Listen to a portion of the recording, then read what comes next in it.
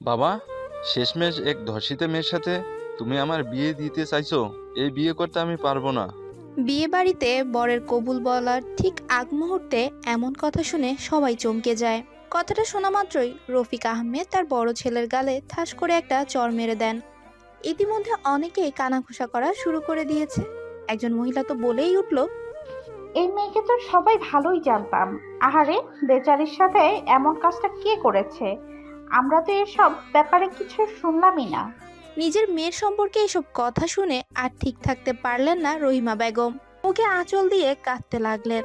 তিনি আগেই তার ভাইকে বলেছিলেন একমাত্র মেয়ের বিয়েটা সে খুব সাদামাটা ভাবেই দিতে চান, যেন এসব বিষয় নিয়ে জানাজানি না হয়। কিন্তু ভাইয়ের জোড়াজড়িতে তার ছেলের সাথে নিজের মেয়ের বিয়ে এত অনুষ্ঠান করে দিতে সে রাজি হয়েছে। রফিক আহমেদ সেই মহিলাকে ধমক দিয়ে উঠলেন, কি সব যাতা বলছেন? এমন কিছুই হয়নি মধুমিতার সাথে। খামাখা ওনাকে চুপ করে কি লাভ বাবা? উনি তো ঠিকই বলছেন। তোমরাই তো এত বড় বিষয়টাকে ধামাচাপা দিয়ে দিয়েছো। বাবা রায়হান, চুপ থাক বাবা। আমি তোর ফুপু, তোর পায়ে পড়ি। এসব মিথ্যে অপবাদ আমার মেয়ের নামে তুই দিস না। মিথ্যা কেন বলছো ফুপি? বলো, তোমার মেয়েকে রিয়াদ নামের ছেলেটা উঠিয়ে নিয়ে যায়নি? রাখিনি নিজের কাছে এক রাত? কিছু না করে ছেড়ে দিয়েছে বুঝি? শুরু হলো সবার মাঝেই তর্কাতর্কি। এত সবকিছুর মাঝেও একজন চুপ করে বসে চেয়ে আছে তাদের দিকে। পায়ে তার আলতা, হাত ভর্তি মেহেদি, গয়না দিয়ে পা থেকে মাথা অবধি ভরপুর, চোখে টানা কাজল, গায়ে বিয়ের বেনারসি। মধুমিতার এসব আর কিছুই ভালো লাগছে না। বাবা বেঁচে থাকলে হয়তো এখন এসব আর সহ্য করতে হতো না। উঠে এক দৌড়ে বিয়ের স্টেজ থেকে নেমে বাড়ির ভেতর চলে গেল। রহিমা বেগম দেখেও কিছু বলছেন না। সে জানে এখন কি হবে, গিয়েও কোনো লাভ নেই। রফিক ইতিমধ্যে বিয়ে বাড়ি থেকে সবার কাছে মাফ চেয়ে তাদের চলে যেতে বলছেন, আর রায়হানকে ঘাড় ধাক্কা দিয়ে বের করে বলেছে চোখের সামনে থেকে চলে যেতে। তবে পাড়ার আন্টিরা যেতে অনিচ্ছুক। তাদের তো এখনো কাটা খায় নুনের ছিটে দেওয়া বাকি, তাই না? মধুমিতা রুমের দরজাটা লাগিয়ে সেখানে বসেই কাঁদতে লাগলেন আর জীবনের হিসেব কষতে লাগলো। মধুমিতা জাহান তুলি, ঢাকা মেডিকেলের একজন ছাত্রী। ছোট থেকেই খুব চঞ্চল ও মেধাবী। লম্বা চেহারা, অনেক ফর্সা না হলেও মায়াবী। মধুমিতার বাবা নেই। মায়ের সাথেই মামার বাড়িতে ছোট থেকে বড় হয়েছে সে। দাদার বাড়িতে মাঝে মাঝে যাওয়া হয় তাদের। রায়হান হলো তার মামার বড় ছেলে। একসময় এই রায়হানই মধুমিতাকে পাওয়ার জন্য পাগল ছিল।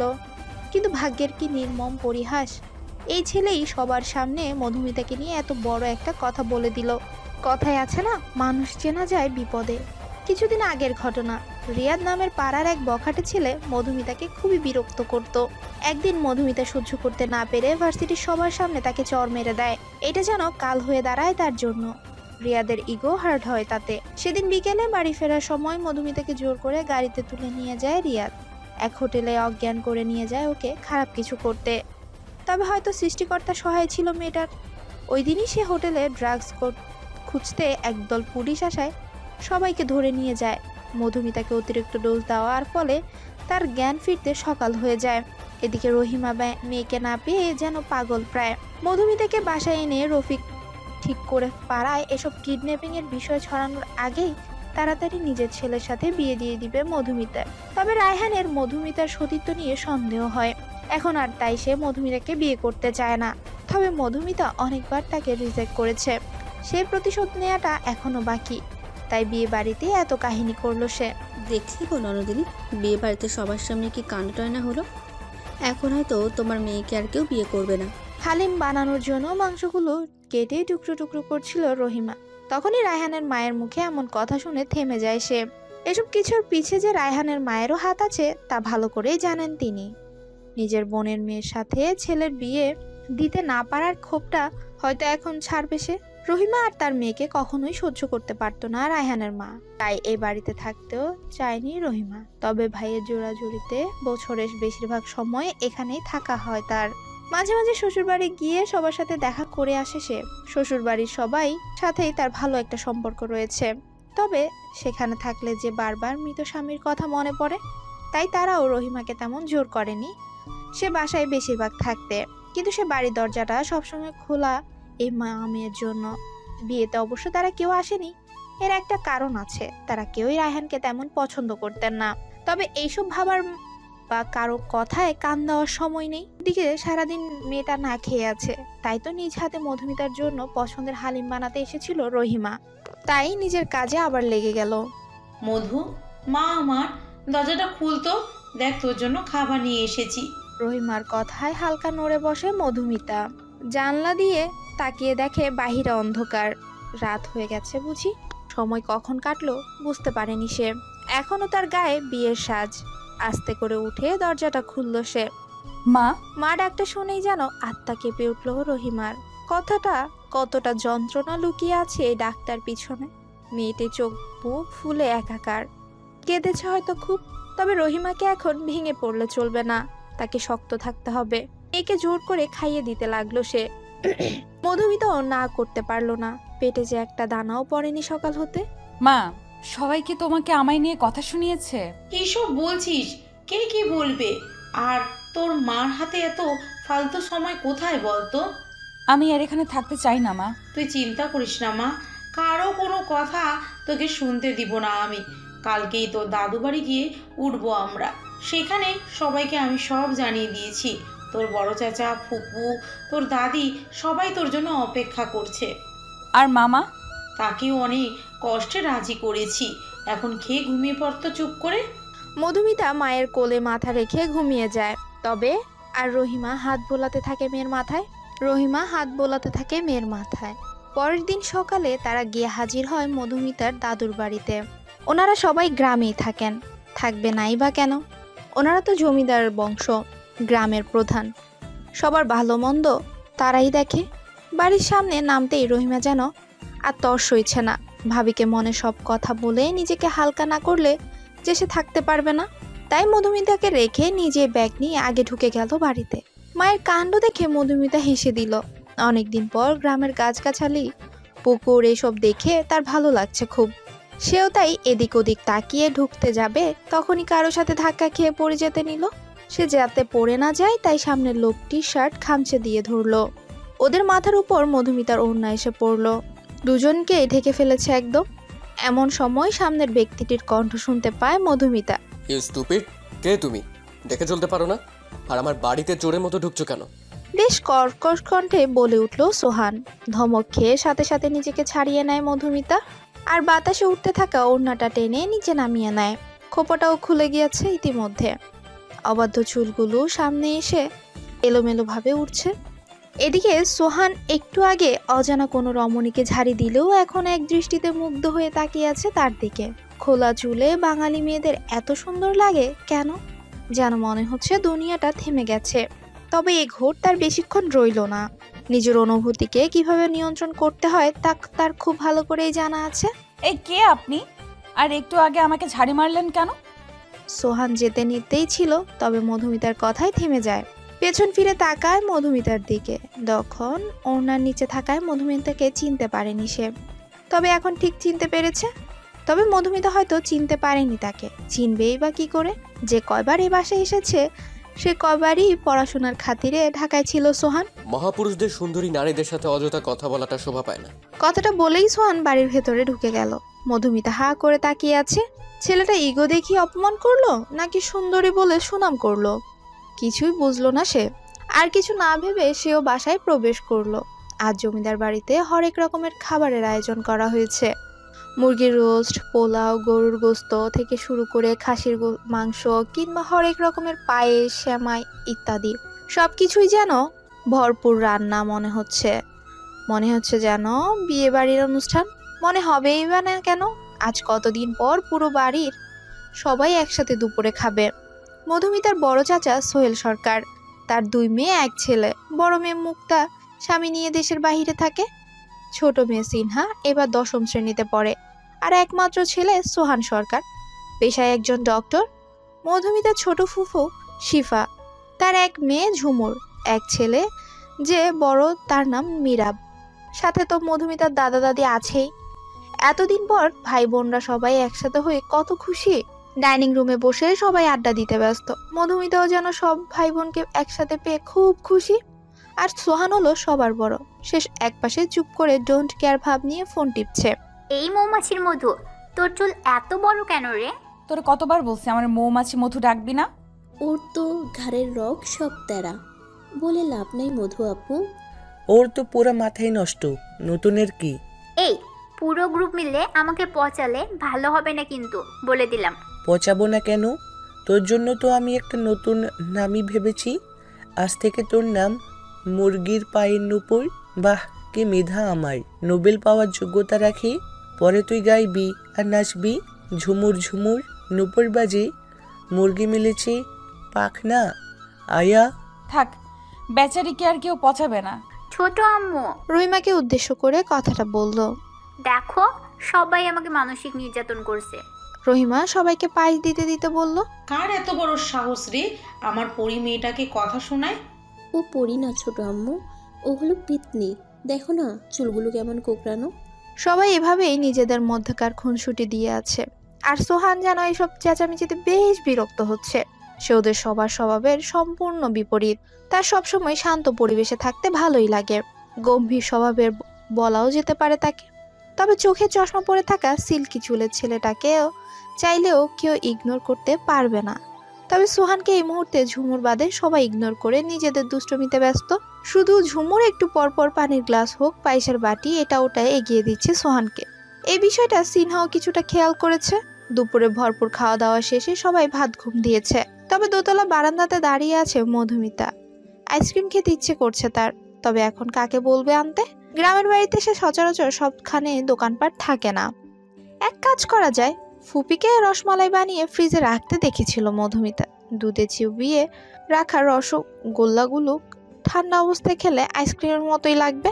মধুমিতাকে আর পায়েকে দৌড়ে নিচে নামছিল, আবার কারো সাথে সজোরে খেলো ধাক্কা। আউচ! আবার তুমি? মধুমিতার মনে পড়লো সকালের কথা। তখন সোহানি তাড়াহুড়া করে ঢুকছিল, তবে বকাটা দিয়েছে মধুমিতাকে।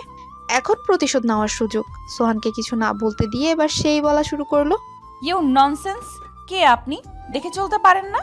আর আমার রুমের সামনে চোরের মতো ঘুরছেন কেন? একটু আইসক্রিমও খুঁজতে দিবেন না নাকি? এ কথা বলেই মধুমিতা একটা ভুয়ো দৌড় লাগায় হোকে আর পাইকে।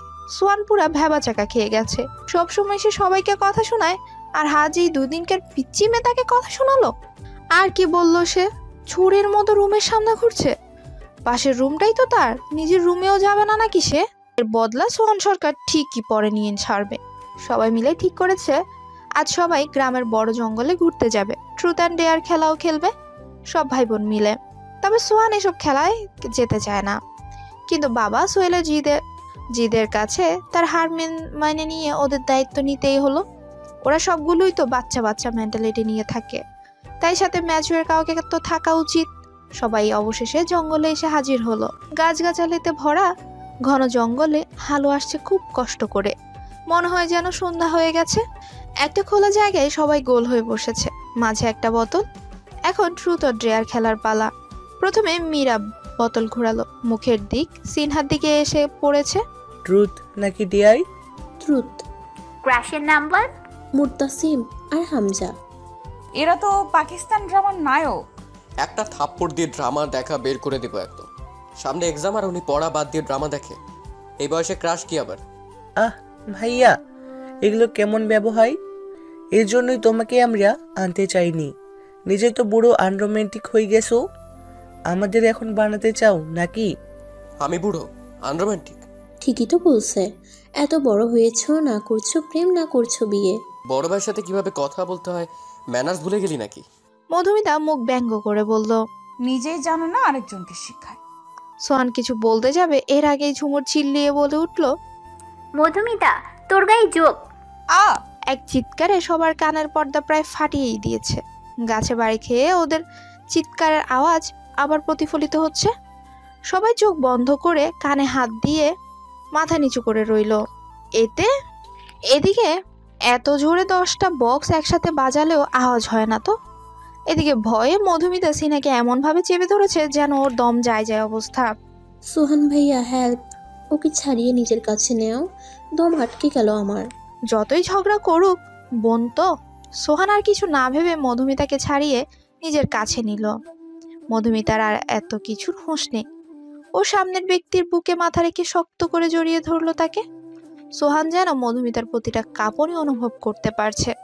নিজেকে প্রচুর আনকমফোর্টেবল লাগছে তার। কোনোদিন কোনো মেয়ে এতটা কাছে আসেনি তার। একটু পর মধুমিতা শান্ত হলে এক ঝটকায় সরে যায় সে। ইস, কি লজ্জা! তার এমন রিয়াকশন দেখে সোহান সহ বাকি সবাই হেসে দিল। বাহ, কি রোমান্টিক। একটা ঘুষি দিব। এখানে রোমান্টিক কিছু হয়নি, দুর্ঘটনা শুধু। তবে সবার সাথে এবার সোহানও হেসে দিয়েছে মধুমিতার রিয়াকশন দেখে। মেয়েটা আসলেই বাচ্চা। এদিকে এই প্রথম সোহানকে হাসতে দেখলো মধুমিতা, তবে লজ্জায় আর দ্বিতীয়বার তাকায়নি। এদিকে এদিকে একে তো সবাই এসেছে বিকেল দিকে, এখন আবার প্রায় সন্ধ্যা হয়ে যাচ্ছে। সবাই তার বাড়ির উদ্দেশ্যে রওনা হলো। মাঝপথে ব্রিজে পার হতেই হয় একটা নদীর উপরে। ব্রিজের পরিবেশটা খুব সুন্দর, একটা বড় দোকানও আছে সেখানে। সোহান কি যেন ভেবে সবার জন্য আইসক্রিম কিনে নিয়ে এলো একটা একটা করে। সবাই আইসক্রিম পেয়ে খুব খুশি। সন্ধ্যা শেষে রাত নামলো, আকাশে পূর্ণিমা চাঁদ। বাড়ির সবাই উঠোনে বসে গল্প করছে। এই রাতে আবার কদিন পর আসে কে জানে। কাল আবার মধুমিতা ঢাকার উদ্দেশ্যে রওনা দিবে। হোস্টেলে যেতে হবে তাকে। পড়াশোনা এমনিতেই গাফেলাতি হয়েছে অনেক, তবে কারোরই আলাদা হতে ইচ্ছে করছে না। মধুমিতা, কয়েকদিন আরো থেকে গেলে কিন্তু পারতি। না ভাইয়া, তার সম্ভব না। কেন? সমস্যা হলে সবার আগে এই ভাইকে কল করবি বলে দিলাম। আপুর সমস্যা হলে সোহান ভাইয়া তো আছেই। সবাই সিনহার কথা শুনে চোখ বড় বড় করে ওর দিকেই তাকায়। কি বলে এই মেয়ে? সোহানও ভ্রু কুচকে তাকিয়ে আছে ওর দিকেই। সিনহা বুঝতে পেরে কথাটা ঘুরিয়ে নেয়। না মানে, সোহান ভাইয়াও তো ঢাকায় থাকে, তাই বললাম। সোহান কর্কশ গলায় বলল, হ্যাঁ তো, আমি কারো দায়িত্বের বোঝা টানতে ঢাকা যাচ্ছি নাকি? তো আমি কি কাউকে বলেছি আমার বোঝা টানতে নাকি? আজব, কিছু মানুষ সবসময় বেশি বোঝে। বাস বাস, হয়েছে। এই মৌমাছির মধু, তুই না খুব ভালো মেহেদি দিতে পারিস, দিয়ে দিবি আমাকে? এই যে নিয়ে এসেছি। দে। মধুমিতা এক এক করে সবাইকে মেহেদি দিয়ে দিচ্ছে। মীরাবেরও নাকি মেহেদি দিতে ইচ্ছে করছে, তাই মধুমিতা ওর হাতটা টেনে কোলে নিয়ে মেহেদি দিয়ে দিচ্ছে। তবে সোহানের কেন জানে বিষয়টা ভালো লাগেনি, তাই সে সেখান থেকে উঠে ঘরে চলে গেল। ভাবি, আমার কথাটা আরেকবার ভেবে দেখবেন কিন্তু। খুব বিনয়ের সাথে কথাটা বলল মরিয়ম বেগম। ভেবে তো দেখবই ভাবি, তবে আপনি তো সব জানেনই আমার বাচ্চা মেয়েটার উপরে গত কিছুদিন কি ঝড়টাই না গিয়েছে। তাই এইসব ব্যাপারে আমি ওকে এখন কিছু বলতে চাই না। এখন কেন বলবেন? কিছুদিন যাক, তখন না হয় বুঝিয়ে বলবেন। ঘরের মেয়ে আমরা দূরে কেন দিব? ঘরের মেয়ে ঘরেই রেখে দিব। তাদের এসব কথা আড়ালে দাঁড়িয়ে দাঁড়িয়ে শুনছে সিনহা। এই একটা বাজে স্বভাব ওর। সবার কথাই শুধু আড়ি পাতা। তাদের দেখার আগেই আবার আস্তে করে সরে গেল সে। তার ছোট মাথায় যা বুঝার সে বুঝে গেছে। পরের দিন সকালে আজ মধুমিতা ঢাকায় ফিরে যাবে। সব ব্যাগ গুছিয়ে বিদায় নিচ্ছে সবার থেকে। সোহানেরও আজ না চাইতেও ঢাকায় ফিরতে হচ্ছে। বাবার করা আদেশ, হোস্টেলে ঠিকভাবে মধুমিতাকে পৌঁছে দিয়ে তবেই নিজের ফ্ল্যাটে যেতে পারবে সে। তাই সে নিজের ব্যাগটা কাঁধে নিয়ে মুখ গোমরা করে দাঁড়িয়ে আছে। কিছুক্ষণ পর একটা অটো আসলো ওদের নিতে। এই অটো সোজা গিয়ে রেল স্টেশনে গিয়ে থামবে। ট্রেনে করে ঢাকায় যাবে ওরা। মধুমিতা খুব খুশি, এই প্রথম ট্রেনে উঠবে সে। 90 দশকের কত প্রেমের গল্প আর উপন্যাসের ট্রেনে হওয়া গল্প সম্পর্কে শুনেছে সে, হিসেব নেই। এখন কোনোভাবে নিজেও তেমন কাউকে পেয়ে গেলেই হয়। অতঃপর ট্রেন চলছে তার নিজের গতিতে। মধুমিতা জানলার পাশে সিটে বসেছে। পাশেই সোহান কিছুটা দূরত্ব বজায় রেখে বসেছে। সামনে এক বয়স্ক দম্পতি বসে আছে। মধুমিতা জানলা দিয়ে তাকিয়ে বাহিরের গতি দেখছে। কোন ফাঁকে যে চুলগুলো খুলে গেছে খেয়ালই নেই, সমানে পাল্লা দিয়ে উঠছে। সোহান কিছুটা বিরক্ত হয়ে বলল, তোমার কি কোনো হিসাব নেই? মধুমিতা কিছুটা বিব্রত হয়ে বলল, আছে কেন?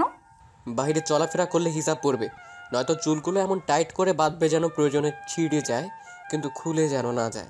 আচ্ছা। সামনে বসে থাকা বয়স্ক দম্পতি ওদের কথা শুনে মুচকি মুচকি হাসছে। একজন বোরকা পরা, আরেকজন পাঞ্জাবি মাথায় টুপি।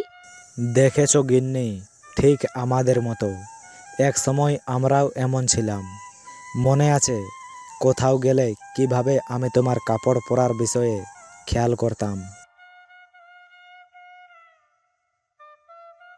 তাদের কথা শুনে দুজনেই কিছুটা হতভম্ব হয়ে পড়ল। একে অপরের দিকে তাকালো।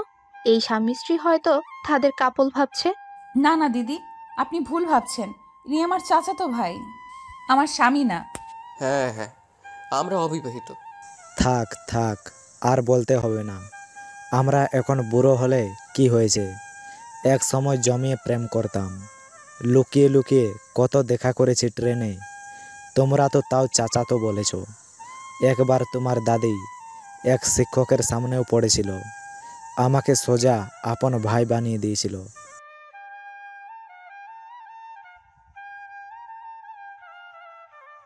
দোয়া করি তোমরাও যেন ভালোবাসার পূর্ণতা পাও। মধুমিতা কি করবে না বুঝছে অসহায় দৃষ্টিতে সোহানের দিকে তাকালো। সোহানও বুঝে গিয়েছে এদের আর বলে বোঝানো যাবে না, তাই প্রসঙ্গ এড়াতে সে তাদের রুমটার বাইরে চলে গেল। মধুমিতা অবশ্যই এই সুযোগে তাদের লাভ স্টোরি শুনতে ব্যস্ত। কিছুক্ষণ পর সোহান ঝালমুড়ি, আলুর চপ হাবিজাবি নিয়ে এসেছে সবার জন্য। মধুমিতা না বললেও ও বুঝেছে এত সময় ওর খিদে লেগেছে নিশ্চয়ই। ঝালমুড়ি দেখে তো মধুমিতা অনেক খুশি। ঢাকায় আসতে আসতে প্রায় দুপুর হয়ে গেল। ওই দম্পতি এই স্টেশনেই নামবে না, পরেরটায় নামবে। তাই তাদের থেকে বিদায় নিয়ে মধুমিতা আর সোহান নেমে যায় নিজেদের গন্তব্যস্থানে। চারপাশে জমে থাকা পানি আর ভেজা ভেজা পরিবেশ দেখে মনে হচ্ছে বৃষ্টি হয়েছে কিছুক্ষণ আগেই। সোহান আর মধুমিতা পাশের রেস্তোরাঁয় কিছু খাওয়া দাওয়া করে নিল। এবার মধুমিতাকে হোস্টেলে দিয়ে সোহানের নিজ ফ্ল্যাটে যাওয়ার পালা। নামার আগে অবশ্য মধুমিতা সোহানকে একটা থ্যাঙ্কস জানিয়েছে, তারপর হোস্টেলের গেট দিয়ে ঢুকে গেল। মধুমিতা ভাবছে আর হয়তো সোহানের সাথে দেখা হবে না তার, তবে সোহান ভাবছে অন্য কিছু। একটা ডেবিল হাসি দিয়ে তার ফ্ল্যাটে চলে গেল। অনেক দিন পর আজ ভার্সিটিতে ক্লাস করতে যাচ্ছে মধুমিতা, সাথে বান্ধবী মিসমিও আছে। ভার্সিটিতে নাকি এই ডিপার্টমেন্টে নতুন স্যার এসেছেন, ঢাকা মেডিকেলেরই ডক্টর। দুজন মাঠে আসছে আর কথা বলছে। মুরগি খায় ধান, নতুন স্যার আমার জান। পাগল হলি? দুধ মাখন দই খাই, আমি শুধু নতুন স্যারকে চাই। আরে কি সব হাবিজাবি কবিতা শুরু করলি? দোস্ত, তুই তো এই কয়েকদিন ছিলি না। ভার্সিটিতে নতুন দুজন স্যার এসেছে, একজন আমাদের ডিপার্টমেন্টে, অন্যজন আর এক ডিপার্টমেন্টে। দুজনকে যা দেখতে। স্যাররা বাবা মায়ের সমতুল্য, তাই এসব ঢং বাদ দিয়ে পড়ায় মনোযোগ দে, সামনে এক্সাম। এমন সময় হঠাৎ মিসমির গায়ের উপর কেউ এক বালতি জল ঢেলে দিল। কোন ডগে? ডগে না, আমরা। দুজনেই পিছে ফিরে দেখে একদল ছেলে মেয়ে। বুঝতে আর বাকি নেই কিসের পাল্লায় পড়েছে তারা। ভার্সিটিতে পড়তে আসবে, র্যাগিং এর পাল্লায় পড়বে না, এমন খুব কম ছেলে মেয়েই সাথে হয় আজকাল। এখন এই গ্রুপে 3টে ছেলে আর 2টো মেয়ে আছে। একজন ভার্সিটির প্রিন্সিপালের ছেলে রুদ্র, সাথে দুই বন্ধু স্বপন আর আয়ান। মেয়ে দুটোর নাম আরু আর রুশি। দুজনেই ছোট ছোট ড্রেস পরা, উপরে ইউনিফর্ম। রুশি চুল বব কাট করা, ছোট ছোট, দেখতে চাইনিজদের মতো। রুদ্র মিসমি আর মধুমিতাকে ইঙ্গিত করে বলল কথাটা। এই মেয়েরা এদিকে আসো। থাক, সরি বলতে হবে না, আমি খুব দয়ালু, মাফ করে দিচ্ছি। হোয়াট? কি বলছো এসব? ও মা, আপনারা তো আমাদের সরি বলতে ডাকলেন, এই যে একটু আগে ভুলে পানি দিলেন। ভুলে পানি দিয়েছি, তা কে বললো? ভুলেই দিয়েছেন জানি, নয়তো আমার সম্পর্কে না জেনে দিয়েছেন। মধুমিতা আস্তে আস্তে বলল। ওই মিশু, এখন অন্তত ঝামেলা করিস না। তুই মার্শাল আর্ট জানোস, তাই সব কিছুতে নাক গলাস না। এ মেয়ে, আস্তে কি বলিস? জানলে হয়তো দিতেন না। আর বলিস না, ও একটু এমনি। তুই কি আমাকে তুই করে বললি? হ্যাঁ বললাম। কেন? তুই আমাদের ক্লাসমেট না? না হলে তুই করে বলছিস কেন? আমিও বললাম। You bloody bitch, I will kill. থাম আরু। রুদ্র পা থেকে মাথা অবধি মিসমিকে দেখে নিল। অত্যাধুনিক পোশাকের ছায়াও না থাকলেও মোটামুটি একটা লং স্কার্ট আর ফুল হাতার শার্ট, উপরে গলায় প্যাচ দেওয়া ওড়না, মাথায় ছোট্ট একটা হিজেবও আছে দেখে। মেয়েটার সাহস আছে মানতে হবে। পাশের মেয়েটার থেকে এই মেয়েটাকে বেশ মনে ধরেছে রুদ্রের। নাম কি তোমার? আশমি জাহান মিসমি। আপনার? সিনিয়রদের পাল্টা নাম জিজ্ঞেস করছো? আরে থাম, মাহিয়ান রুদ্র। কোন ইয়ার? ফার্স্ট। ও, পানি দেওয়ার জন্য সরি, এখন যাও। ওকে। মধুমিতা মিসমিকে টেনে নিয়ে ক্লাসের দিকে চলে গেল। এই মেয়ের বেশি সাহসের জ্বালায় মধুমিতা শেষ। বাকিরা তো হা করে রুদ্রের দিকে তাকিয়ে আছে। যে রুদ্রের সামনে কেউ একটা বাড়তি কথা বলতে পারে না, তার খবর হয়ে যায়। সেই রুদ্র আজ কি বলল? ডুট, কি হলো এটা? কোনটা কি হলো? এই যে মেয়েটাকে লাই দিয়ে মাথায় উঠিয়ে নাচালি। লাই কই দিলাম, জাস্ট একটু কথা বললাম আর কি। ডাল মে কুছ কালা নেই, পুরো ডালেই কালা হে। থাম তো, আমি ভাই সোজা কথার মানুষ। মেয়েটাকে ভালো লেগেছে, ওর ব্যাপারে খোঁজ নিয়ে দেখতো। চল এখন ক্লাসে যাই, সময় হয়ে গিয়েছে ক্লাসের। ক্লাসে বসে বসে গল্প করছে মিসমি আর মধুমিতা। কাল সকালে দুজন নীলক্ষেত যাবে, কিছু গল্প আর উপন্যাসের বই কিনবে, কাল ভার্সিটি বন্ধ। এসব কথা বলতে বলতেই কখন যে স্যার এসেছে তা দুজনেরই খেয়াল নেই। বসেছো একদম লাস্ট বেঞ্চে। এদিকে স্যার ক্লাসে ঢুকে দেখে সবাই দাঁড়িয়ে গেছে, ও শুধু ওরা দুজন এখনো জমিয়ে আড্ডায় ব্যস্ত। স্যার সবাইকে বসতে বলে চোখে চশমাটা আঙ্গুল দিয়ে একটু ধাক্কা দিল। ক্লাসের কিছু মেয়েরা তো হা করে তাকিয়ে আছে। স্যার সামনের বইটা মুখের সামনে ধরে পাতা উল্টাতে লাগলো। মিস মধুমিতা এবং তার পাশের জন কাইন্ডলি একটু দাঁড়াবেন। হঠাৎ নিজেদের কথা শুনে মধুমিতা ও মিসমি একটু হকচকিয়ে গেল। আরে সামনে বই নিয়ে কে দাঁড়িয়ে আছে? স্যার হয়তো। কখন এলো? মিসমি ধীরে ধীরে বলল, अब हम दोनों का क्या होगा ভাতিজি? চুপ কর। সরি স্যার, আর হবে না। আমরা আসলে খেয়াল করিনি যে আপনি এসেছেন। পুরো ক্লাস ওদের কথা শুনে হেসে দিল। এই এক ধরনের ছাত্ররা সব ক্লাসেই থাকবে, কারণ ছাড়াই শুধু হাসবে আর দাঁড়িয়ে থাকা লোকদের বিব্রতকর পরিস্থিতিতে ফেলবে। এবার স্যার তার মুখের উপর থেকে বইটা সরালো। মধুমিতা তো আচমকা এই চেহারাটা দেখে চমকে গিয়েছে পুরা। সোহান ভাইয়া আপনি? বাহ, একে তো স্যার ঢুকার পরেও গল্প করলেন, এখন আবার স্যারকে ভাই বলে ডাকছেন। ন্যূনতম ম্যানার্স দেখে আপনার মাঝে নেই। এই আবুল, স্যারকে ভাই বলবি কেন? তোর কাজিন নাকি কেন? আরে এই তো আমার সোহান ভাইয়া, যেই খারসের কথা বলেছিলাম, খালি চিল্লায়। লড়ে লাগলে গেট আউট। কিন্তু সোহান ধমক দিয়ে বলল, I said get out. Manner শিখে তারপর ক্লাস করতে আসবেন। মধুমিতা ধমক খেয়ে পুরো কান্না করে দিবে এমন অবস্থা। মিসমি সব সামলে দিতে মধুমিতাকে টানতে টানতে নিয়ে গেল ক্লাসের বাইরে। কিরে, কষ্টে কেঁদে দিয়েছিস? এখন মজার মুডে নেই আমি। কুল বেবস, বড় বড় ভার্সিটিতে এমন ছোট ছোট ব্যাপার হয়েই থাকে। যাই বলিস, সোহান স্যার কিন্তু খুব হ্যান্ডসাম। কে হ্যান্ডসাম? হঠাৎ দুজনের মাঝে মাথা ঢুকিয়ে দিল রুদ্র। আপনি কাবাবে হাড্ডি হতে কোথা থেকে আসলেন? আগে বলো, হ্যান্ডসাম কাকে বলছো? যাকে খুশি বলছি, আপনার কি? আমরাই তো সব। কিছু না, কাল আমরা ফ্রেন্ডসরা নীলক্ষেত যাব, ভাবলাম তোমরা তো নতুন, তোমাদেরও নিয়ে যাই। কিন্তু ভাইয়া ক্লাসে তো সবাই নতুন, শুধু আমরা কেন? ঠিক বলেন, আমরা কেন? ভাবলাম তোমরা তো নতুন, তোমাদেরও নিয়ে যাই। মানে সকালে পানি দিলাম না, তাই সরি হিসেবে এমনটা বললাম। মধুমিতা না বলতেই যাবে, কিন্তু মিসমি চিল্লিয়ে বলল, যাব? মিশু, আরে থাম তো, আমরা তো এমনিতেও কাল যেতে চেয়েছিলাম, তাদের সাথেই গেলেই বা কি, কিন্তু আমার একটা শর্ত আছে। কি? আমার বইয়ে টাকা আপনি দিবেন। ওকে ডান, আজ তাহলে গেলাম। রুদ্র যেতে দেরি, মধুমিতার মিসমিকে কিল ঘুষি মারতে দেরি না। আরে আরে কি করছিস, থাম না। এসব কি মিসমি? রাগ করছিস কেন? কেউ আমার উপর ফিদা হয়ে বসে আছে, আমি একটু ফায়দা নেব না? আমিও বুঝেছি সে তোকে পছন্দ করে, তাই বলে তুই তার ফিলিংস নিয়ে মজা নিবি নাকি? আমি কখন বললাম আমি মজা নিচ্ছি? মানে? মিসমি কিছু না বলে রহস্যময় একটা হাসি দিয়ে বলল হোস্টেলে ফিরে যেতে। দুজনে তাই করলো। আজ আর ক্লাস করার মুড নেই। এদিকে ক্লাস শেষ করে বের হয়ে আসে সোহান মধুমিতাকে খুঁজতে। মাঠের কোথাও তারা নেই। একটু বেশি কি বলে ফেলেছে?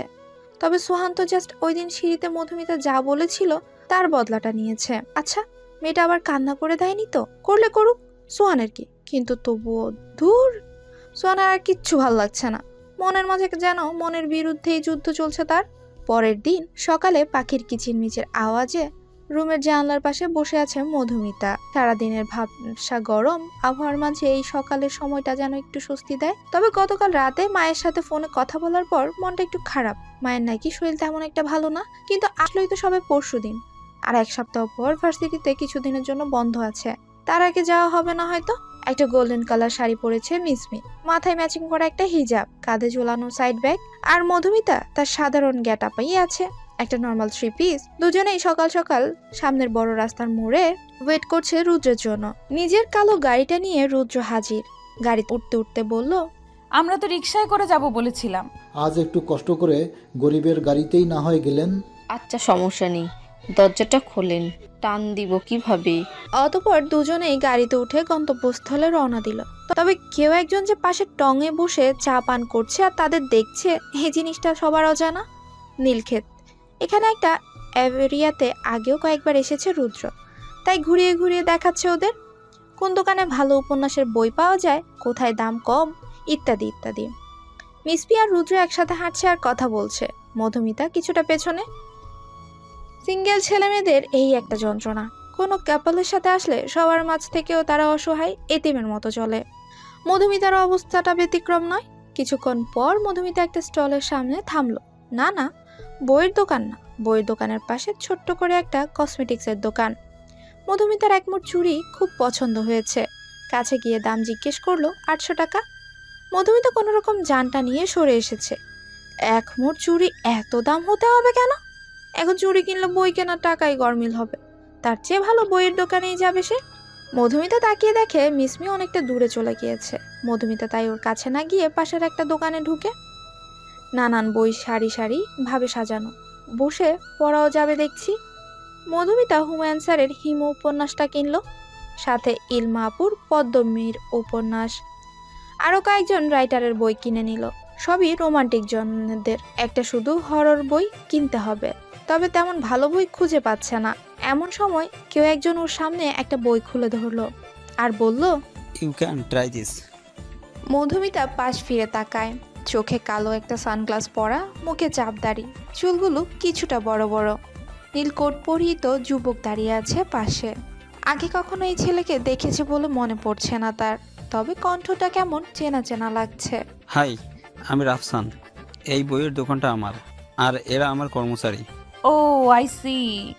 বইপ্রেমী মনে হচ্ছে, চাইলে এই বইটা ট্রাই করতে পারেন। ধন্যবাদ। মিস মধুমিতা, নামটা সুন্দর। আপনি আমার নাম জানলেন কি করে? আমার আশেপাশের সবার খুনসুটি তথ্য আমার কাছে থাকে, আর আপনি তো স্পেশাল। মানে? Don't take it seriously, fun করলাম। এই যে একটু আগে কেশ মেমোর ওখানে নাম লিখলেন, সেখান থেকেই দেখলাম। ও, আমি তবে আসি। আমার বাইক আছে, চাইলে বাসার সামনে ড্রপ করে দিতে পারি। নো থ্যাঙ্কস, আমার ফ্রেন্ডসরা আছে, আমি যেতে পারবো। মধুমিতা সেখান থেকে চটজলদি কেটে পড়ে। লোকটা অদ্ভুত। এদিকে মধুমিতার যাওয়ার দিকে রাফসান এক দৃষ্টিতে তাকিয়ে আছে, ঠোঁটের কোণে রহস্যময় হাসি তার। It's time for revenge baby. আমার যেটা চাই আমি ঠিক পেয়ে যাই, নয়তো আদায় করে নিই। রুদ্রর এক হাতে 3টে শপিং ব্যাগ আর এক হাতে 4টে। বেচারা আর হাঁটতে পারছে না। মিসমি দাঁড়িয়ে দাঁড়িয়ে চকলেট জুস খাচ্ছে। মধুমিতা দূর থেকে ওদের দেখে কাছে এলো। দেখেই রুদ্র বেচারা ঘেমে শেষ, চোখে পানি টলমল করছে। মনে হয় ফকির বানিয়ে দিয়েছে ওকে। কিরে, এসব কি? ওই একটু শপিং করলাম আর কি। বললাম কেনাকাটা করতে ইচ্ছে হচ্ছে, রুদ্র বলল করো, বিল আমি দেব, তাই আর কি। বই কিনতে এসে কি কি কিনলি? বেশি কিছু না, 2টা 3 পিস, একটা শাড়ি, 3 ডজন চুড়ি, 1 বক্স মেকআপ কিট, 2টা টায়রা, 2 জোড়া জুতা, ও আর সাথে আলিমও নিলাম। তোর তো পছন্দ, হোস্টেলে গিয়ে খাবো, আর আমি তো হাবিজাবি খেয়েছি। আর বই? বই তো কেনা এখনো বাকি। আচ্ছা আজ থাক, আরেকদিন বই কিনবো। রুদ্র আর একদিন আসবে আমার সাথে। মানে শরীরটা খারাপ লাগছে, কাল হয়তো পারবো না। কালকের কথা কখন বললাম? 1 সপ্তাহ পর ভার্সিটি বন্ধ, তখন না হয়। থাম তো। আচ্ছা ভাইয়া চলেন, আর কিছু কিনতে হবে না। সারা রাস্তা রুদ্র একটা কথাও বলেনি, অথচ আসার সময় সে কি গল্প। মিসমিও বুঝেছে ডোজটা বেশি হয়ে গেছে, এত নিতে পারবে না ও। হোস্টেলের সামনে আসতেই মধুমিতা আগেভাগে গাড়ি থেকে নেমে চলে যায়।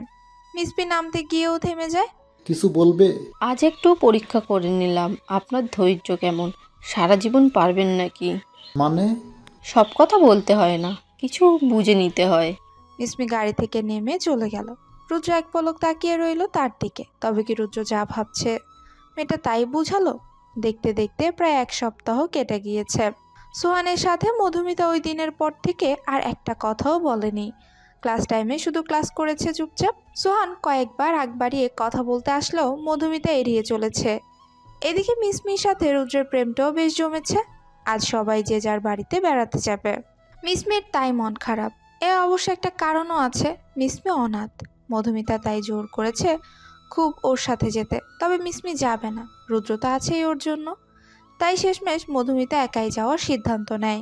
বাস স্ট্যান্ডে এসে দাঁড়িয়ে আছে মধুমিতা, কানে মোবাইল। ওপাশ থেকে বড় আম্মু মানে সোহানের মা বলে দিচ্ছে কোন গাড়িতে উঠবে।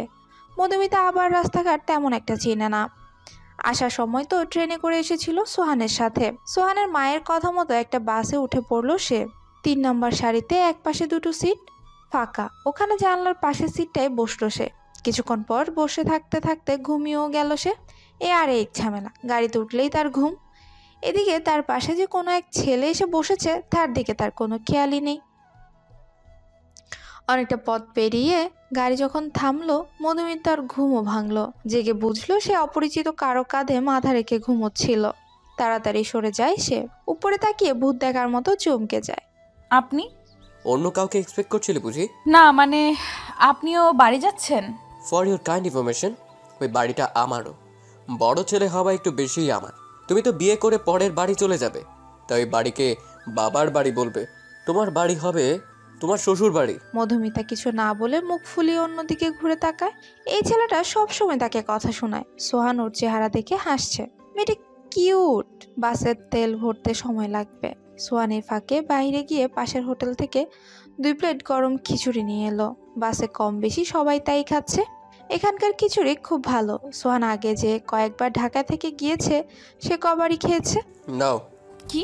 খুলে দেখো কি। দেখে তো মনে হয় খুব মজার। না, খাবো না।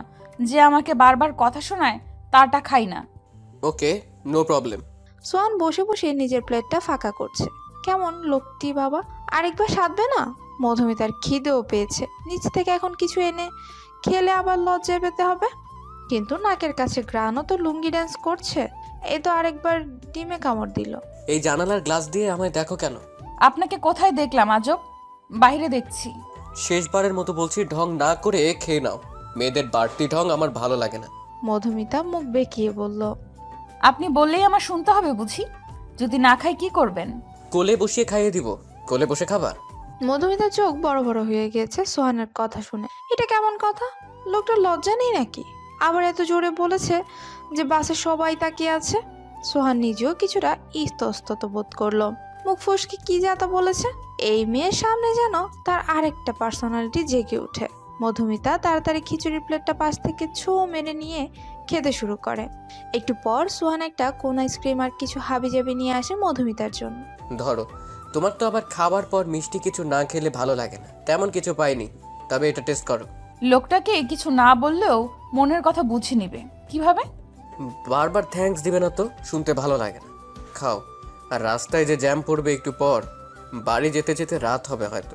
অতঃপর রাতের বেলা, রাতের আকাশে আজ অর্ধচাঁদ দেখা যাচ্ছে। বাসের লাইটটাও বন্ধ।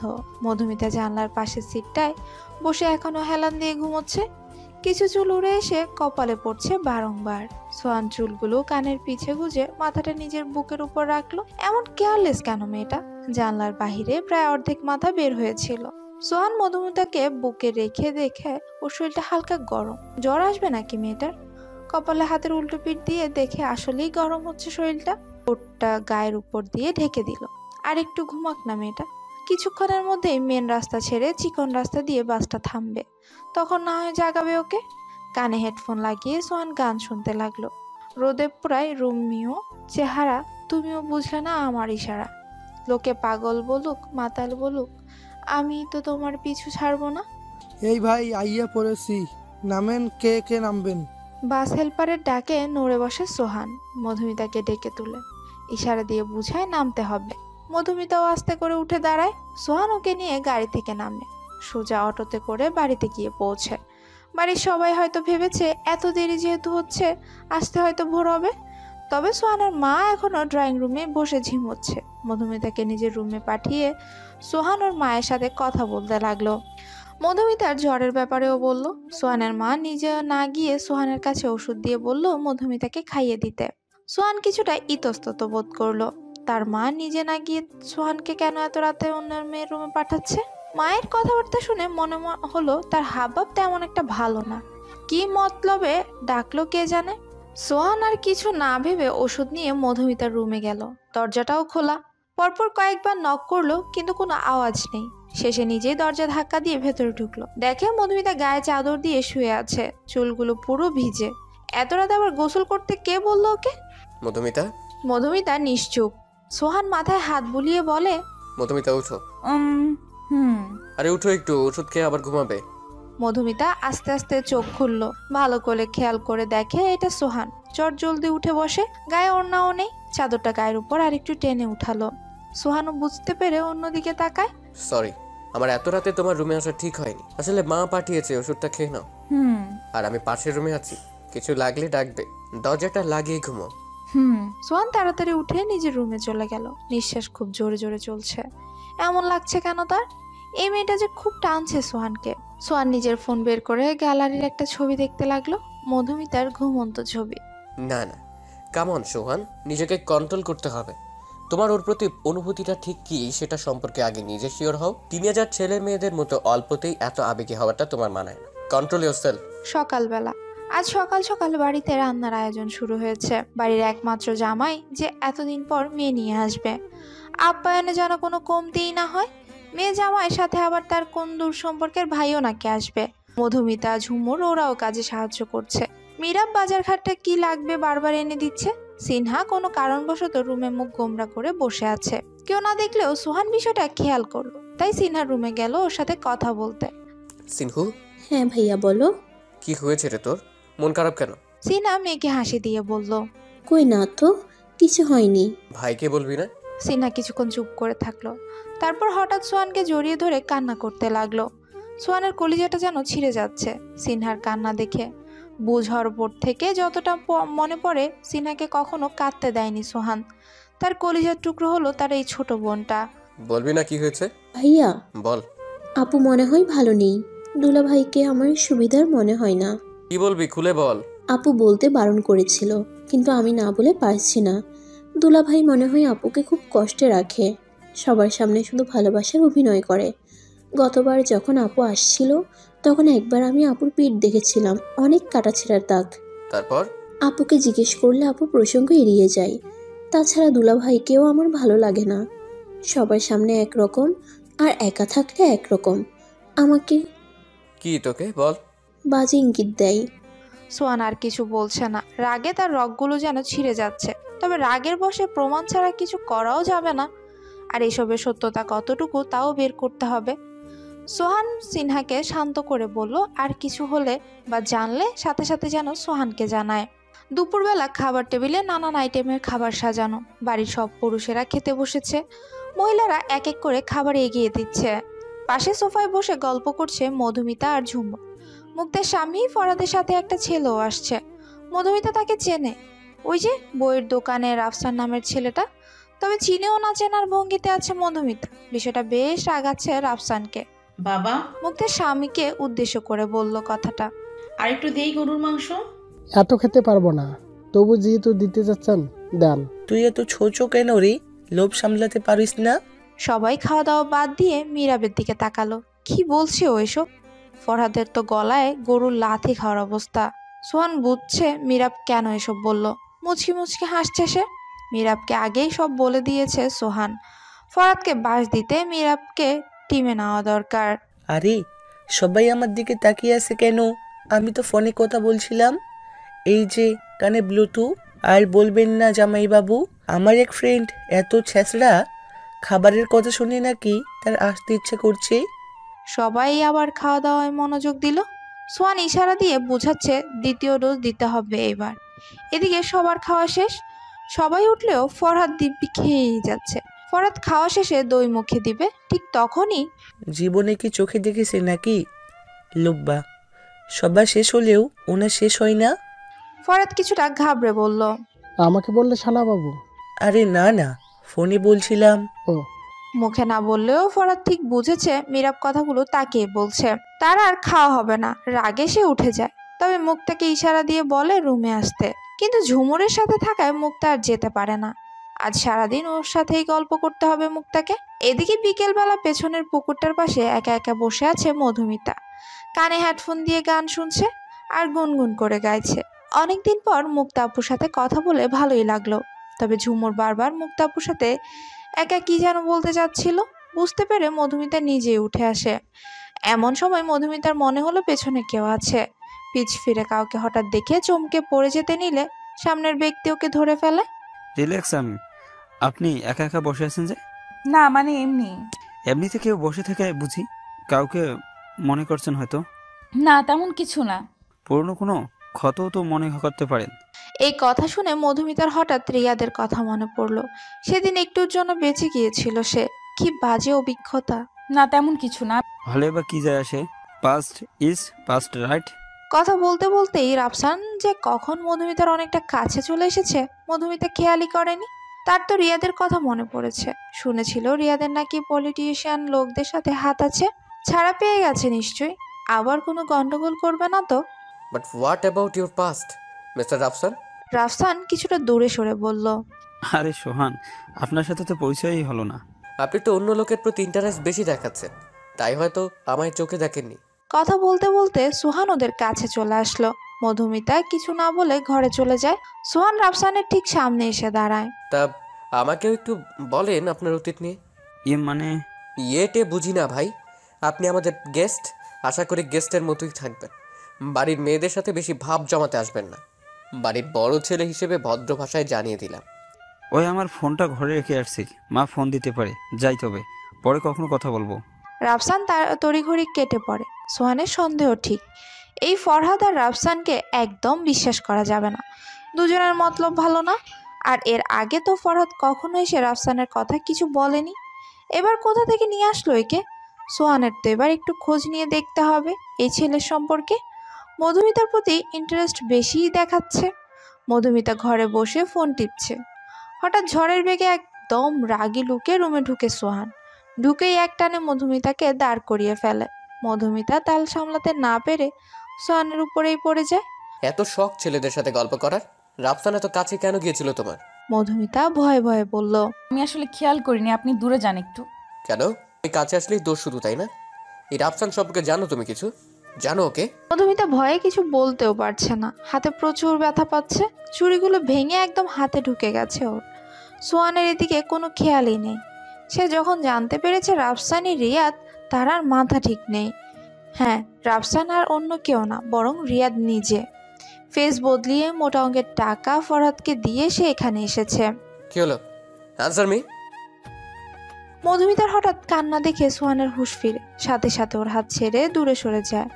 মধুমিতা এক হাতটাকে অন্য হাত দিয়ে ধরে ডুকরে কেঁদে যাচ্ছে।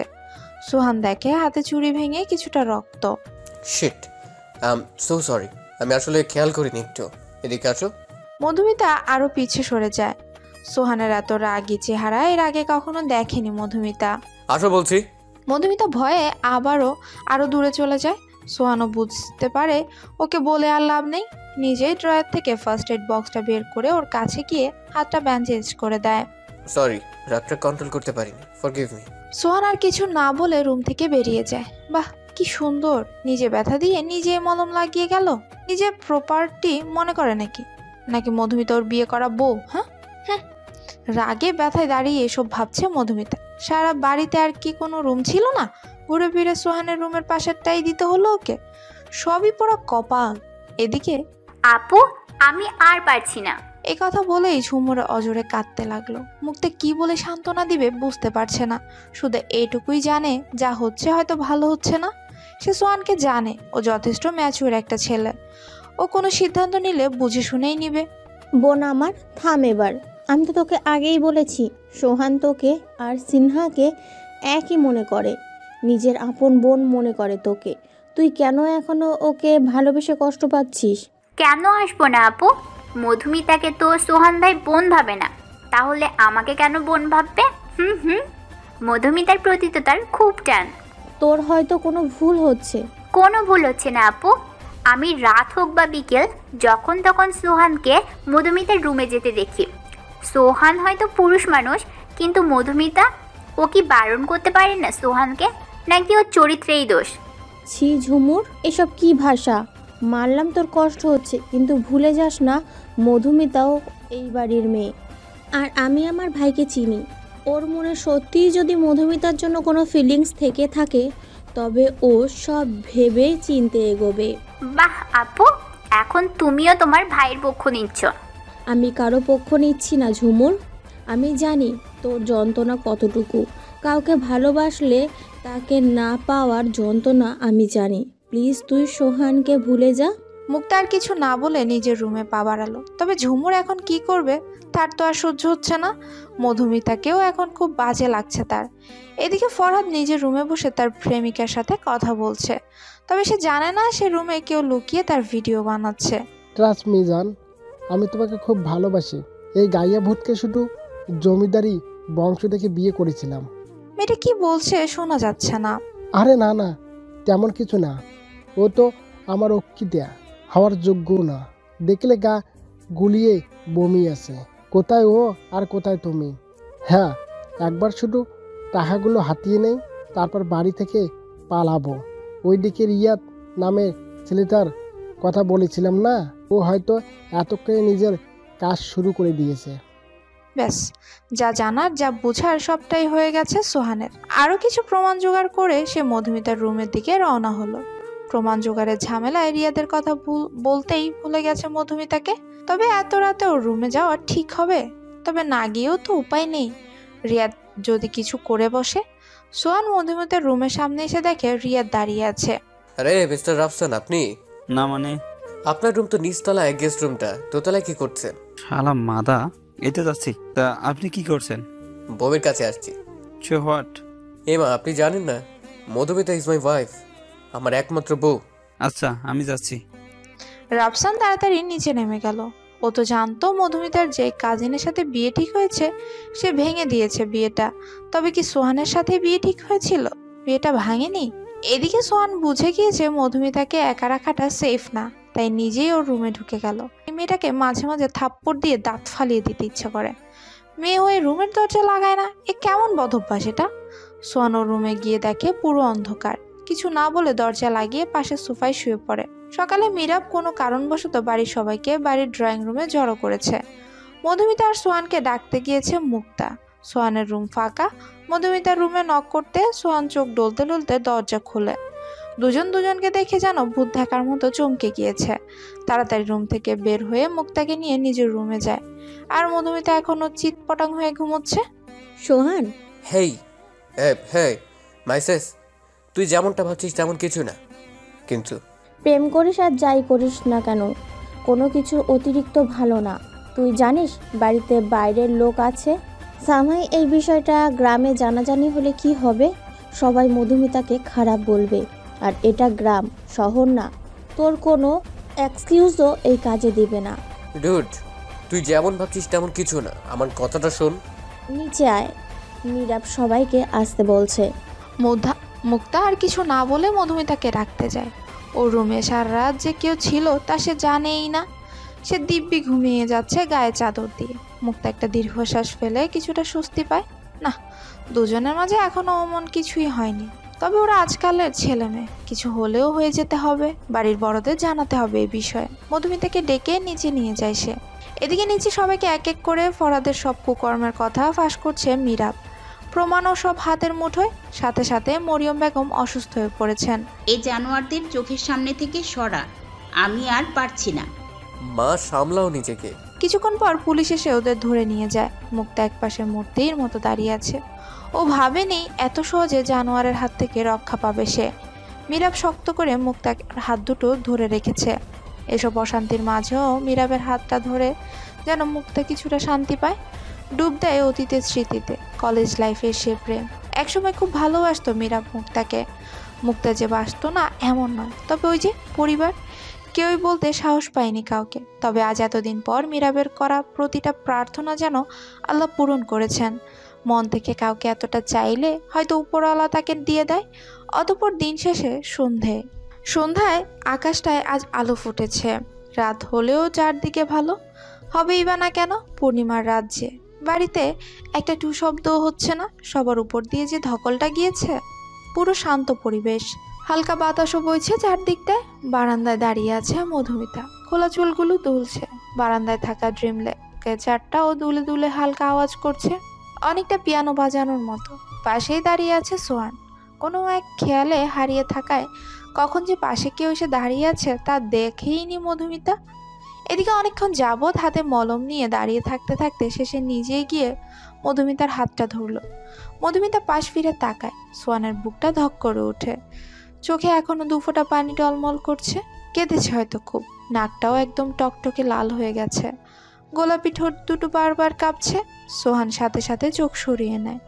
আর তাকানো যাবে না, নয়তো এই নেশাকে আর আটকানো যাবে না। নিশ্চিত একটা অঘটন ঘটিয়ে ফেলবে সোহান আজ রাতে। নীরবতা ভেঙে সোহানি বলতে লাগলো, মলম নিয়ে এসেছিলাম, রেখে যাচ্ছি, মনে করে লাগিয়ে নিও, আর কাঁদবে না একটু।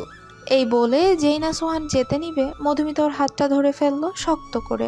এই প্রথম মধুমিতা নিজে থেকে সোহানকে আটকালো। সোহান আবার ওর দিকে তাকিয়ে চোখ সরিয়ে নেয়। কি বলবে তাড়াতাড়ি বলো, তাড়া আছে আমার, যেতে হবে। ঠিকই গেলে হয় না? খুব একা লাগছে।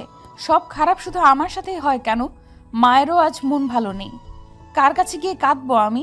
একটু থেকে যান না প্লিজ। কিন্তু মধু। মধুমিতা আর কিছু না বলে হঠাৎ সোহানকে শক্ত করে জড়িয়ে ধরো। কেন জানি এই মানুষটার প্রতি এক প্রকার অন্ধবিশ্বাস জমে গেছে মধুমিতার মনে। সোহানের বুকে যেন মাথা রেখে তার সব দুঃখ শেষ। এদিকে সোহান কি করবে বুঝতে পারে না। না পারছে নিজেকে এই মেয়ের থেকে দূরে সরাতে, না পারছে পুরোপুরি নিজের করে নিতে। আর মধুমিতারও আজ কোনটা ভুল কোনটা সঠিক বোঝার অবস্থা নেই। মধুমিতা, এখন একটু ঘুমাও, ভালো লাগবে। যা বলার সকালে বলো। আমি এখন তোমার সাথে এভাবে থাকতে পারবো না। আমার সাথে থাকেন। বাচ্চাদের মতো আবদার করো না প্লিজ, তোমার অবস্থা এখন ভালো না। একটা আবদার পূরণ করা যায় না বুঝি? না, যায় না। সোহান নিজেকে মধুমিতার থেকে ছাড়িয়ে চলে যেতে নেয়। কি যেন ভেবে আবার ফিরে এসে মধুমিতার কপালে একটা ভালোবাসার পরশ এঁকে দেয়। এরপর নিজের রুমে চলে যায়। আর এক মুহূর্ত থাকা যাবে না এই মেয়ের সামনে। মধুমিতা আস্তে করে খাটে শুয়ে পড়ে। মা আসবো? আয় মা, জিজ্ঞাসা করার কি আছে, কিছু বলবি? সোহান আর মধুমিতার ব্যাপারে কিছু বলবো। জানি কি বলবি, আমি খেয়াল করেছি সব। ওরা আজকালকার ছেলে মেয়ে, যদি কিছু। সোহানের প্রতি আমার বিশ্বাস আছে, ও এমন কিছু করবে না। কিন্তু মা, কাল তোর মামা আসবে বুঝলি? এর মাঝে মামা আসলো কোথা থেকে? আসেনি, আসবে। কাল মধুমিতা আর সোহানের বিয়ে। কি এত তাড়াতাড়ি? আর ওদের কেউ তো বলা হয়নি। আমি জানি ওরা একে অপরকে পছন্দ করে। রহিমা মধুমিতাকে কালকেই মানিয়ে নিবে। আর সোহান তো পুরো পাগল, এখন বললেও এখনই রাজি। হঠাৎ এমন সিদ্ধান্তের কারণ? মরিয়ম একটা তাচ্ছিল্যের হাসি দিয়ে বলল, একবার এক সন্তানের ভালোবাসার পথের কাঁটা দিয়ে নিজের মতো জোর করে অন্যজনের সাথে ঘর বেঁধে দিয়েছিলাম। তার ফল যে ক্ষুব্ধ হয়েছে, আর কাউকে কষ্ট দিতে চাই না। মুক্তা দেখলেও তার মায়ের চোখে পানি। ঠিকই তো, এসবের জন্য কিছুটা হলেও তার মা দায়ী। তার মা তার আর মীরাবের ব্যাপারটা জানতো, তবে সমবয়সী হওয়ায় ব্যাপারটা তিনি মানতে চাননি। জোর করে বড়লোক ছেলের সাথে বিয়ে দিয়ে দিয়েছেন। তার শাস্তি হয়তো পুরো পরিবার পাচ্ছে। সে ভুলটা হয়তো দ্বিতীয়বার করতে চান না মরিয়ম বেগম। সোহান আর মধুমিতার পর তোর আর মীরাবের ব্যাপারটাও সবাইকে জানিয়ে দিস। সবাই খুশি বই কি কষ্ট পাবে না। তা দেখা যাবে। মুক্তা একটা দীর্ঘশ্বাস ফেলে নিজের রুমের দিকে রওনা হলো। ওইদিকে বাড়ির বাকিরা আগে থেকে সোহান আর মধুমিতার বিয়ে দিতে চাওয়ার ব্যাপারটা জানে। কারো কোনো আপত্তি নেই, শুধু একজন দূর আকাশে তাকিয়ে চোখের জল ফেলছে। নিজের ভাগ্যের প্রতি দয়া হচ্ছে ঝুমুরের, তবে অভিযোগ নেই কোনো। হয়তো এটাই ভাগ্যে ছিল। সবটা এবার হাসি মুখে মেনে নিবে সে। পরের দিন সকালে মধুমিতা ঘুম থেকে উঠে দেখে বাড়িটাকে আজ অন্যরকম লাগছে। কিছুটা পাড়া প্রতিবেশী আত্মীয়রাও এসেছে। মধুমিতাকে নিয়ে ওর মা রুমে আসে। সোহান আর মধুমিতার বিয়ের ব্যাপারে সবটা জানায় ওকে। আমার এই বিয়েতে আপত্তি নেই, কিন্তু মা জানোই তো কতবার কি হয়েছিল। নিজের পায়ে দাঁড়াতে চাই আমি। তাই তো সাদামাটা ভাবে বিয়েটা দিতে যাচ্ছি। আর বিয়ে উপলক্ষে ভাবছি অনাথ আশ্রমে বাচ্চাদের খাইয়ে দিব। আগে বলতো সোহানকে তোর কেমন মনে হয়? একজন ব্যক্তিত্ববান পুরুষ, যার মনে হয়তো আমার প্রতি সমুদ্র সমান প্রেম আছে। তোর কি মনে হয় এমন ছেলে এমন কিছু করবে যাতে তোর মত নেই? জানি না মা। তুই নিশ্চিত থাক, সোহান রাহেনার মতো না। ওর নামটা না উঠালেও পারতে। জীবনে দুই ধরনের পুরুষ দেখলাম, এক রিয়াদ রায়হানের মতো, আরেক সোহান মীরাবদের মতো। রায়হানের অবস্থা ভালো নেই, পাপের সাজা পৃথিবীতেই পাচ্ছে। মানে? তোর মামির বোনের মেয়ের সাথে বিয়েটা হয়েছিল, কিন্তু মেয়ের নাকি চরিত্র ভালো না। অন্য কারো বাচ্চা পেটে নিয়েছে। ওদের কথা বাদ, এই লাল শাড়িটা পরে আয় তো, একটু পর মুক্তা ওরা এসে সাজিয়ে দিয়ে যাবে তোকে। রহিমা চলে গেল। মধুমিতা শাড়িটা পরে তৈরি হয়ে নিল। এটা তো সত্যি, নিজের অজান্তেই সে সোহানকে ভালোবাসে। এমন প্রেমিক পুরুষকে না করাটা নিছক বোকামো। একটু পর মুক্তা ওরা এসে হালকা করে সাজিয়ে গেল মধুমিতাকে। ওদিকে সোহানও একটা সাদা পাঞ্জাবি পরে তৈরি হয়েছে। ধার্মিক রীতিতেই তাদের বিয়েটা সম্পন্ন হয়। এক হাত লম্বা ঘোমটা দিয়ে হেলান দিয়ে বসে আছে মধুমিতা। ওদিকে মীরা সিনহা ওরা তো সোহানের কাছ থেকে মোটা অঙ্কের টাকা নিয়ে তবেই ছেড়েছে ওকে। সোহানের আগেও কতবার এই রুমে এসেছে, তবে এবারেরটা স্পেশাল। রুমে এসে দেখে তার বউ ঘোমটা দিয়ে বসে আছে। কি করবে বুঝতে না পেরে বেচারা কাছে গিয়ে দেখে মধুমিতা ঘুমিয়ে পড়েছে। আজকে রাতেও ঘুমকে ছাড়লে না? মধুমিতা তখনও পুরো ঘুম দেয়নি। সোহানের আসতে বলা কথাটাই সে নড়ে ওঠে। পাশে সোহানকে দেখে এক লাফে খাট থেকে নেমে পা ধরে সালাম করে নেয়। আরে আরে, পাগল হলে নাকি? কি করো? না মানে বড় আম্মু বলেছিল করতে, তাই। এসব করতে হবে না। আর বড় আম্মু না, আজ থেকে আমাকে শুধু আম্মু বলেই ডাকবে। আর আমরা কি অপরিচিত নাকি যে বাংলা সিনেমার নায়িকার মতো এত বড় ঘোমটা দিয়ে রাখছো? এখন কি আমাকে বাংলা সিনেমার নায়কের মতো সোফায় ঘুমাতে হবে? মধুমিতা কি বলবে বুঝে উঠতে পারছে না। এই ছেলে সবসময় তাকে কথার জালে পেঁচিয়ে দেয়। সোহান বুঝে মুচকি একটা হাসি দিয়ে মধুমিতাকে কোলে তুলে নিয়ে খাটে শুইয়ে দেয়। আকস্মিক এমন কিছু হওয়াতে সে স্ট্যাচু হয়ে গেছে। এখন কি বাংলা সিনেমার মতো কথাই বলবো শুধু, নাকি হলিউড সিনেমার মতো কিছু করব? মধুমিতা লজ্জায় আর কিছু বলছে না। এই ছেলে এমন ঠোঁট কাটা কেন? কোনো কথা কি মুখে বাজে না? সোহান নেশা ভরা চোখে কতক্ষণ মধুমিতার দিকে তাকিয়ে থাকে। মধু, তোমার মাঝে হারানোর অনুমতি দিবা? মধুমিতা কিছু না বলে লাজুক মুখে চোখ বন্ধ করে আছে আর শক্ত করে সোহানের পিঠটা ধরে আছে। সোহানও বুঝলো মধুমিতার না নেই। আর তারপর জেনে কি করবেন? আমি বাবা সিঙ্গেল, কাপলদের বাসর করে উকি দেই না। আপনারাও যান, টাটা।